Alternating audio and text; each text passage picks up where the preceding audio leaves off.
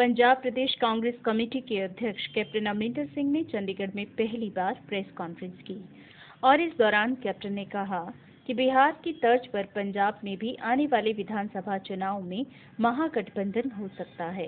Captain ने कहा कि कांग्रेस, लेफ्ट, पीपी और बहुजन समाज पार्टी जैसी सेक्युलर पार्टियों के संपर्क में भी है और इस महागठबंधन में भी शामिल होने के लिए आम आदमी पार्टी को छोड़कर तमाम पार्टियों का स्वागत है।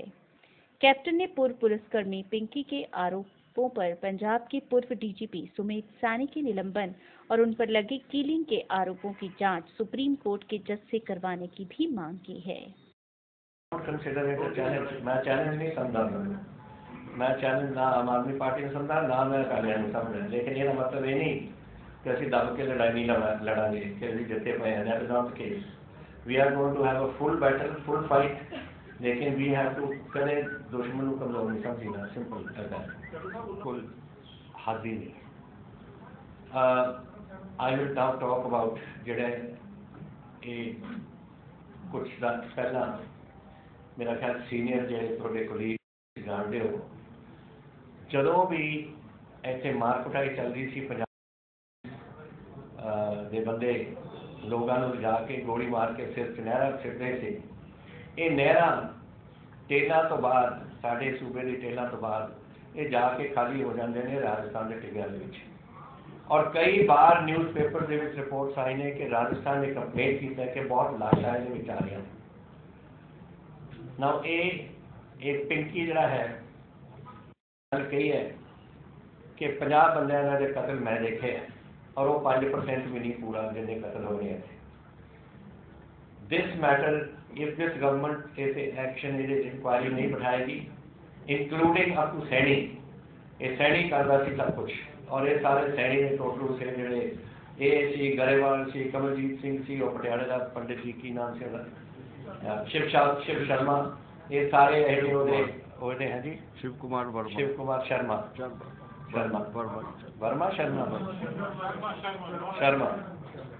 शर्मा तो ये जड़े लोग से इन्होंने सब they were the instruments of this assassination and we want this to be checked. ये नाल ही तुसी बरगाड़ी जोड़ लो।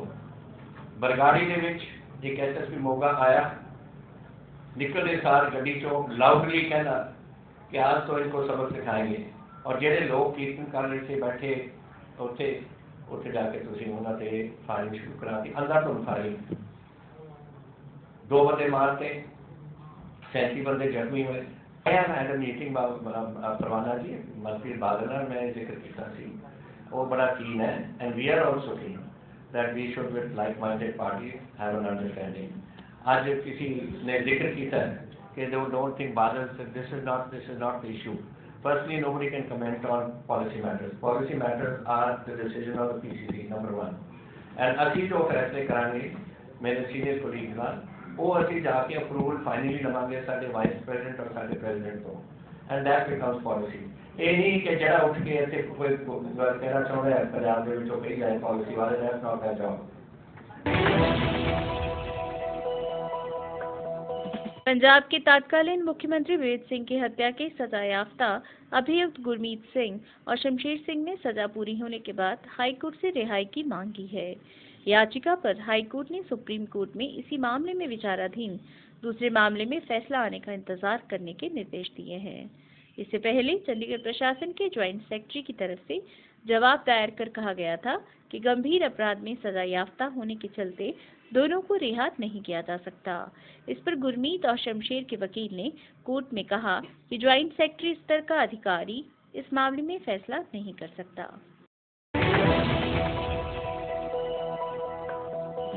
अबोहर में शराब व्यापारी शिवलाल डोडा के फार्म हाउस पर 2 युवाओं के हाथ पांव काटने की घटना पर राजनीति करवा गई है। बुधवार को विपक्ष के नेता चरणजीत सिंह चन्नी ने अबोहर में पीड़ित परिवार से मुलाकात की और प्रकाश सिंह बादल सरकार को अकाली दल के नेता शराब व्यापारी शिवलाल डोडा उसके भतीजे अमित डोडा के खिलाफ आपराधिक मामला दर्ज करने व उन्हें गिरफ्तार करने के लिए 4 दिनों का अल्टीमेटम दिया, जिनके फार्म हाउस पर एक दलित भीम ताक का उसके हाथ पांव काटकर बेरहमी पूर्ण कत्ल कर दिया गया था। उन्होंने चेतावनी देते हुए कहा कि सरकार समय पर कार्रवाई करने में विफल रहती है, तो राज्य के सभी सफाई कर्मचारी काम करना बंद कर देंगे। साथ ही एससी आयोग के उपाध्यक्ष राजकुमार वेरका ने पुलिस जांच पर इस मामले में सवाल उठाए हैं। देखिए, मैंने दो चीजें कही हैं। मैंने कहा है कि जो डीआईजी जांच कर रहे हैं उसके ऊपर बहुत से लोगों की कंप्लेंट मुझे आई है, उनको ऑब्जेक्शन है। हमने कहा है कि एडीजीपी क्राइम जो है और वो डायरेक्टर भी हैं क्राइम इन्वेस्टिगेशन के, वो उनकी अध्यक्षता में कमेटी बने और वो खुद इसकी जांच करें। हमने एक बात ये कही। दूसरी बात हमने ये कही है कि आज हमने डीजीपी को और होम सेक्रेटरी को इसलिए बुलाया था ताकि वो जांच का पता चल सके कि जांच किस दिशा की ओर हो रही है।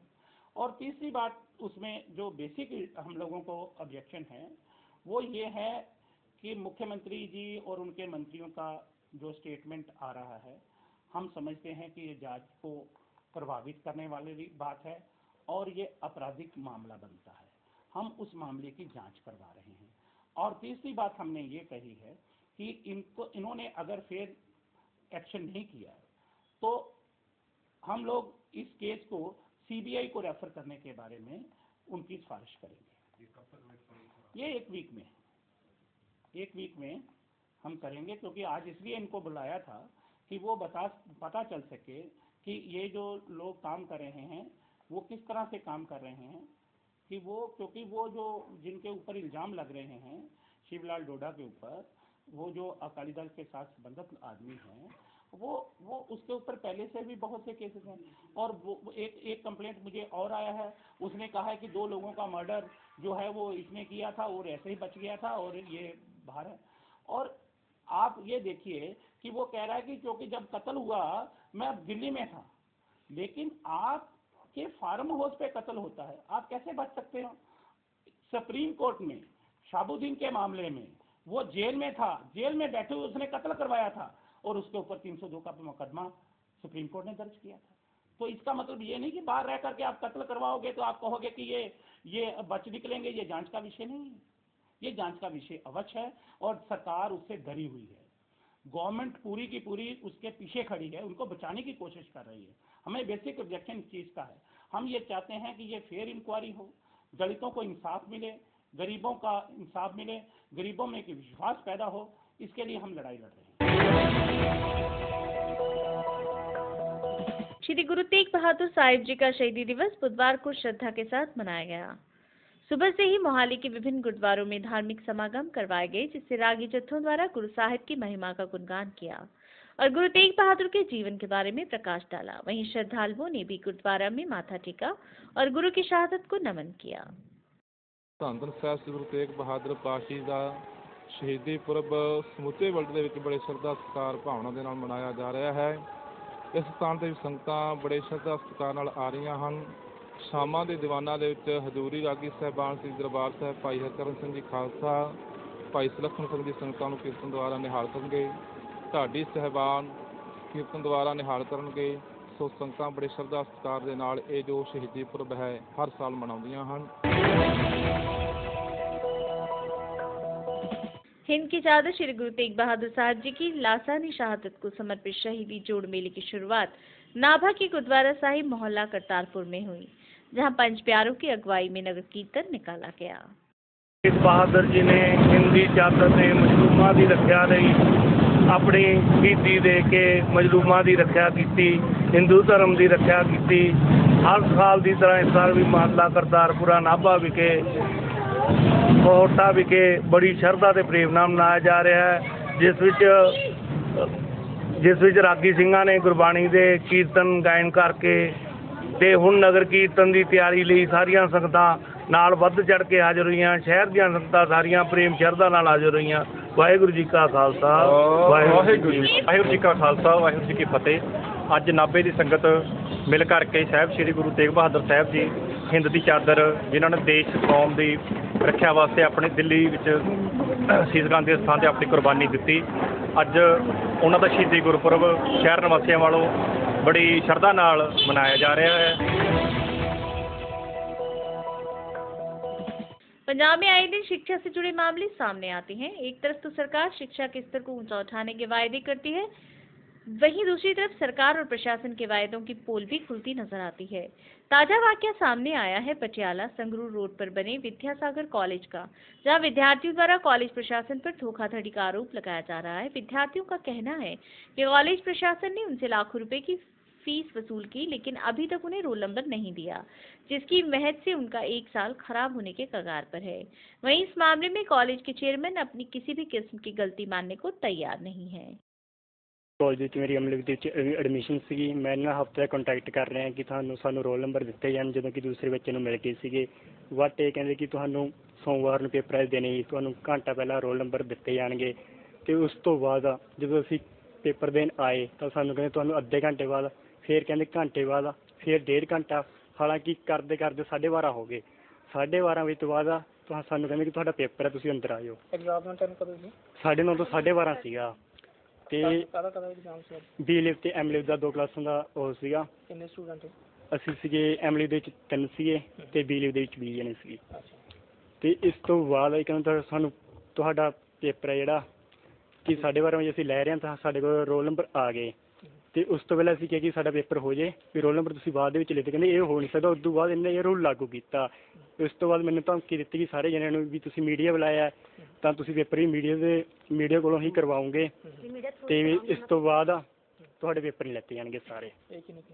ਇਹ ਸਾਨੂੰ ਪ੍ਰਿੰਸੀਪਲ ਨੇ ਕਿਹਾ, ਕ੍ਰਿਤੀ ਮੈਮ ਐਂਡ ਪ੍ਰਿੰਸੀਪਲ। ਹੁਣ ਤੁਸੀਂ ਕੀ ਮੰਗ ਕਰਦੇ ਹੋ? ਅਸੀਂ ਕਰ ਰਹੇ ਹਾਂ ਕਿ ਸਾਡਾ ਜਿਹੜਾ ਪੇਪਰ ਹੈ ਇਸ ਦੀ ਸਪਲੀ ਦੇ ਵਿੱਚ ਨਾ ਹੋਵੇ, ਇਹ ਪੇਪਰ ਦੁਬਾਰਾ ਹੋਵੇ, ਤੇ ਹਾਲਾਂਕਿ ਸਾਡੇ ਪੇਪਰ दूसरे भी होना। कोई प्रॉब्लम होनी, रोल नंबर रुक गए।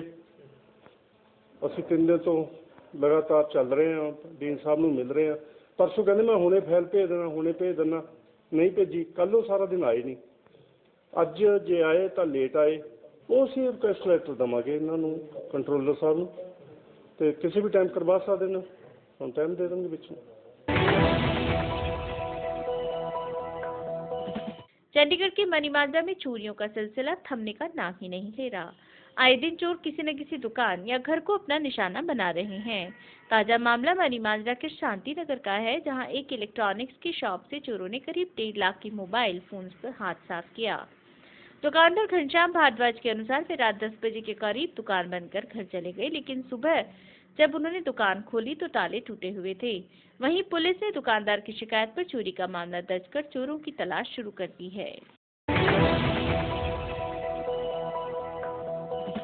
हरियाणा सरकार CLU मामले में कार्रवाई को तैयार है। मुख्यमंत्री ने इस मामले में लोकायुक्त के आदेशों की पालना करने की बात कही।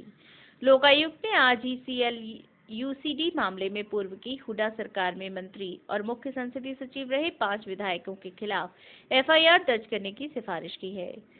पूर्व की हुड्डा सरकार में स्वास्थ्य मंत्री रहे राम नरेंद्र, विनोद भ्याना, नरेश सैलवाल, रामनिवास थरूला और जनील सिंह पर इनेलो ने CLU के बदले पैसे लेने के आरोप लगाते हुए सबूत के तौर पर स्टिंग CD जारी की थी। मामले की लोकायुक्त के पास सुनवाई चल रही थी, जिससे आज लोकायुक्त ने फैसला सुनाया है।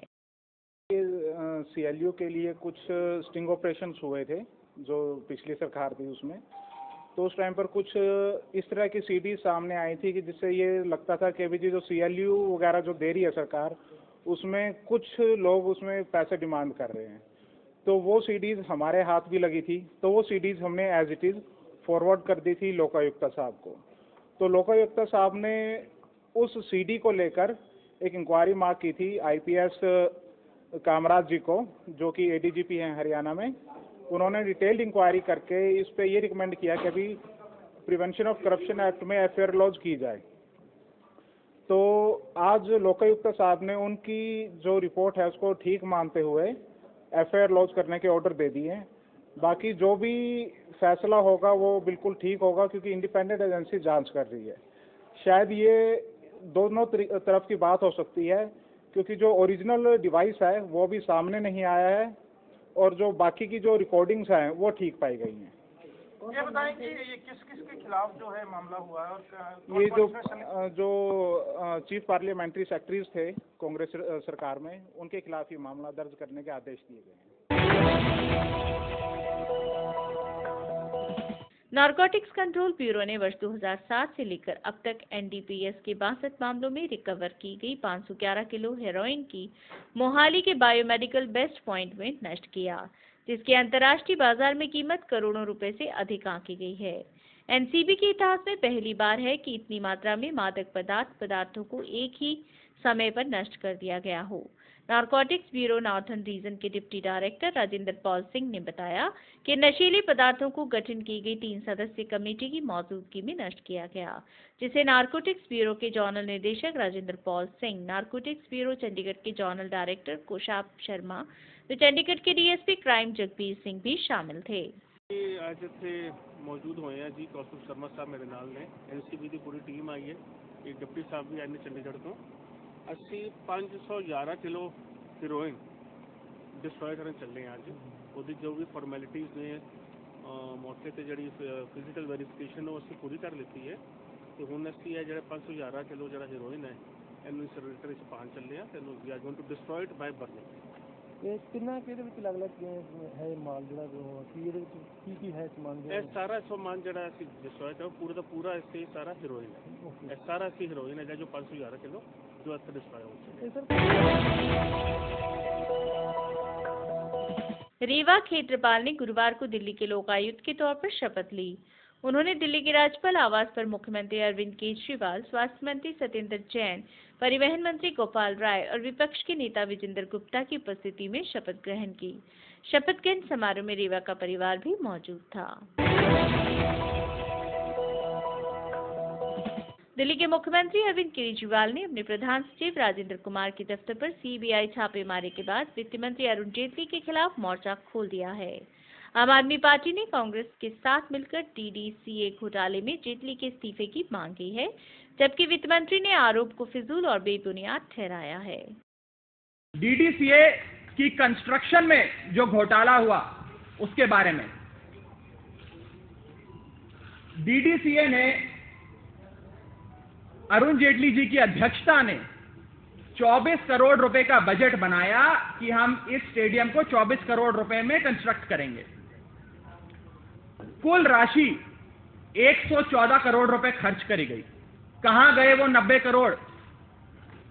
अरुण जेटली जी चिट्ठी लिखकर कहते हैं, मैं अभी ये पढ़ के आपको सुनाऊंगा, अपने member of parliament Kirti Azad को, और लिखकर कहते हैं, We consciously got our stadium constructed by EPIL. EPIL एक public sector undertaking है।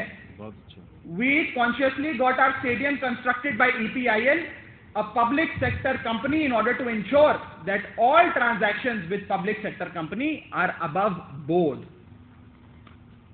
हमारे पास जो दस्तावेज हैं वो दिखाते हैं कि EPIL को केवल 57 करोड़ की पेमेंट करी गई।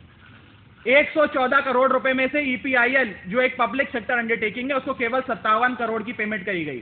बाकी 57 करोड़ रुपए कहां गए? बाकी 57 करोड़ रुपए कैसे साइफन ऑफ हुए? किन कंपनियों को दिए गए? इसका जवाब दें जेटली जी। 1 करोड़ 55 लाख का लोन डीडीसीए 3 कंपनियों को देता है। Vidhan infrastructure private limited, Shriram tradecom private limited, maple infra realty private limited. जब पूछा जाता है उनसे कि ये क्या पैसा दिया गया, ना अध्यक्ष उसका जवाब दे पाते हैं जो प्रेसिडेंट डीडीसीए के, ना जनरल सेक्रेटरी उसका जवाब दे पाते हैं। 2 बातें कह रहे हैं कि मोदी जी सबसे पहले अपने भ्रष्ट मंत्री को हटाइए। आप लोगों ने कहा था कि कलेक्टिव रिस्पॉन्सिबिलिटी होती है, मनमोहन सिंह को कहा था कलेक्टिव रिस्पॉन्सिबिलिटी होती है। 2G घोटाला हुआ, कोल घोटाला हुआ, मनमोहन सिंह का इस्तीफा मांगा। यहां तो कलेक्टिव रिस्पॉन्सिबिलिटी के साथ साथ सबूत दे रहे हैं। आज हम आम आदमी पार्टी ये सबूत जारी कर रही है सारे, जिससे साबित होता है कि अरुण जेटली जी की अध्यक्षता में भ्रष्टाचार हुआ, उनकी सहमति से भ्रष्टाचार हुआ। आज हम डिमांड करते हैं मोदी जी से कि अपने भ्रष्ट मंत्री को हटाएं। और दूसरी चीज, ये जो तमाम भ्रष्टाचार हुआ है इसमें कई भ्रष्टाचार फाइनेंशियल इंप्लीकेशन भी है, फाइनेंशियल इम्प्रोप्राइटीज भी हैं। कहीं ना कहीं इसकी जांच का तंत्र माननीय वित्त मंत्री अरुण जेटली जी के अंदर आता है। वे देश के फाइनेंस मिनिस्टर भी हैं और कॉर्पोरेट अफेयर्स मिनिस्टर भी हैं। तो ये बहुत बड़ा कॉन्फ्लिक्ट ऑफ इंटरेस्ट का मुद्दा होता है। यदि जेटली जी के ऊपर ही जांच बैठनी है, यदि जेटली जी की अध्यक्षता में जो डीडीसीए 15 साल में जो भ्रष्टाचार चला उस पर जांच बैठनी है, तो जेटली जी की एजेंसियां कैसे उसकी जांच कर सकती हैं, ये जनता को बताया जाए। Entire allegations against Arun Jaitley is absolutely baseless, motivated and mala fide. The integrity of Arun Jaitley is too well known in the entire country and the world. The fact remains that because Arvind Kejriwal and his government today is cornered as to the manner in which they sought to give shelter to an officer under cloud, Rajendra Kumar, therefore it is a counter blast. No evidence is there. Now even Transparency International has publicly claimed, it has warned the Chief Minister, please have a proper inquiry about the antecedents of this officer. Therefore, a government came from anti-corruption crusade, is trying to shelter an officer under cloud. Because they have been caught, there is no evidence, therefore the counter blast against Arun Jaitley. As far as the Congress is concerned, the Congress is on very weak wicket on the issue of National Herald as to how a company having property worth 2,000 crore was declared as having negative worth. They have no reply. Therefore, this counter blast is there. Arun Jaitley's integrity is impeccable. We are proud of that. It is just a counter blast without any substance. 10 साल बाद अमेरिकी federal reserve ने ब्याज दरों में 0.25% की बढ़ोतरी की है। जून 2006 के बाद पहली बार फेड ने दरें बढ़ाई हैं। फेड चेयरमैन जैनेट येलन ने आगे भी जरूरत के मुताबिक ब्याज दरें बढ़ाने की बात कही। फेड के फैसले के बाद भारतीय बाजार की तेजी में पूरे आसार हैं और आईटी फार्मों जैसे शेयरों में जबरदस्त उछाल आ सकता है।